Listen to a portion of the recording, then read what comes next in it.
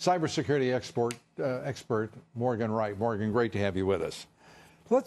Good to see you again, Lou. It's great to see you, and I have to tell you, I am so disgusted with the way the CEO of Equifax responded. He's going to make changes. Well, bless his little entitled heart. He has just screwed up the lives potentially of 143 million Americans because he couldn't run a company worth a damn. What's your reaction? Look, you were saying earlier, and I totally agree, there should be criminal charges in this. In fact, Lou, something I talked to Congress about after I testified on healthcare.gov. We talked about accountability. Right. I said the next thing you need to do is have a digital version of Sarbanes-Oxley.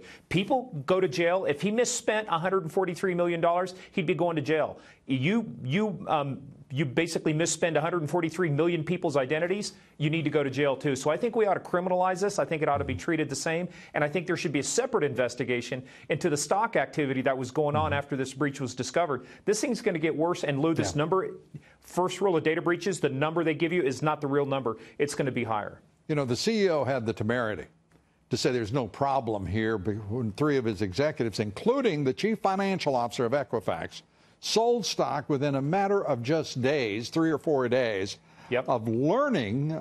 They said they didn't learn, but the company learned of it 3 or 4 days. And the next thing you know, these three officials are selling stock, and it takes 6 weeks to let the public know. The SEC ought to be all over this, and I mean, do something. I am so sick of these cyber attacks against corporations that have the wherewithal to protect that data, to which they are entrusted by their consumers and customers. It is just ignorance, and not a word do we hear from the Business Roundtable. Jamie Dimon wants to go around talking about as if he copies everything that Donald Trump is saying. Instead, he doesn't even pay attention to this. It's just disgusting that neither the Chamber of Commerce, business leaders aren't reacting, demanding better performance from themselves. Well, look, this thing could have been here's the other thing, too. This thing could have been prevented. It was a simple fix. They knew about it in March. Yeah. Look, there's an old rule that says by the way, whenever Morgan they put out a patch... was one of the very first people to point this out, that they had the patch waiting. All it had to... and they ignored it. All it had to do is be applied.